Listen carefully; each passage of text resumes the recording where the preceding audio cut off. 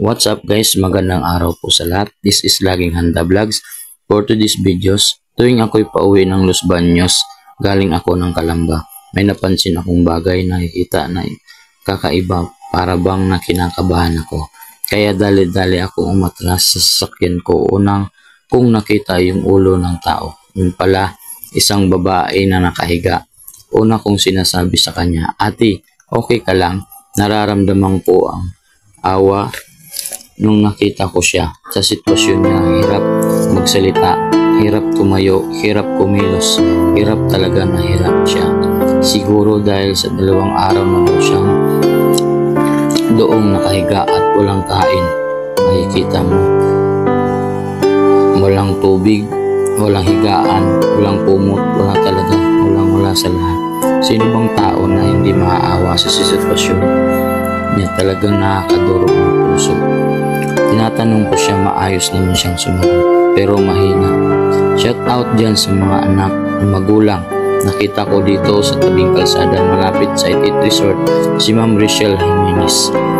Pero guys, nabalitaan ko, si Ma'am Rachel Jimenez pala, depression siya dahil sa kanyang pamilya.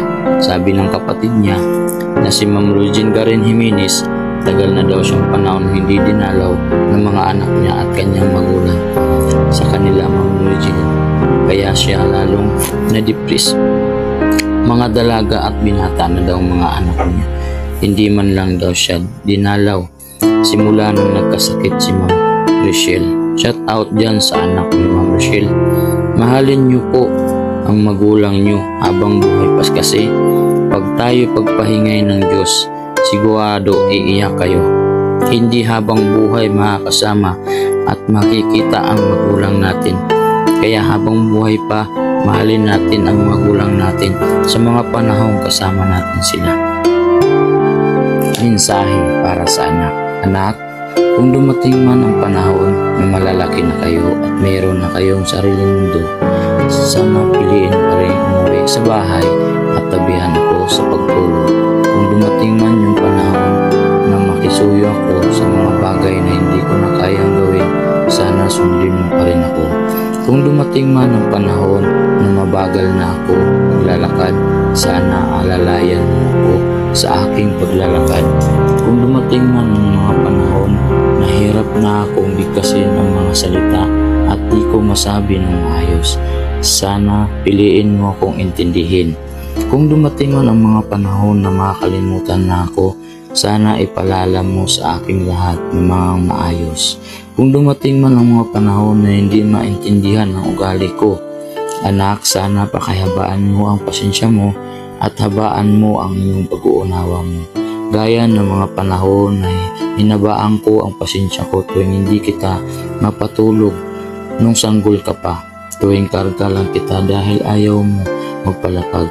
Nung mga panahon na ilalayan kita sa paglalakad, hindi ako umaalis sa tabi mo sa bawat akbang mo upang alalayan kita kung ika'y matumba.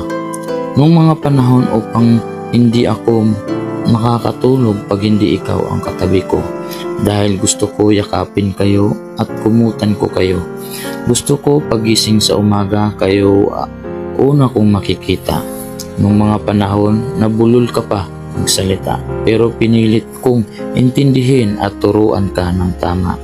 Nung mga panahon na ang dami kong ginagawa pero gusto mong makipaglaro, may mga gusto kang kunin na hindi mo kaya, mga panahon na hindi ako makakapunta sa banyo dahil iiyak ka, yung feeling na ayaw mo kong umalis sa tabi mo.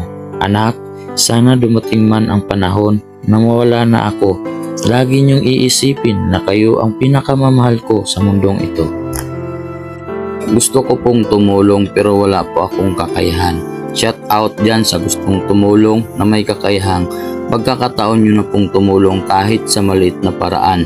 Si Ma'am Regine Jimenez po na kapatid ni Ma'am Rachel Jimenez, humingi po siya ng tulong para kay Ma'am Rachel Jimenez upang mapatingnan ang kanyang kalagayan. Shout out pala sa Barangay Lalakay na unang respondi at sa Barangay Tadlak. Maraming pong salamat sa inyo. Thank you for watching guys. God bless you all. Please like and share.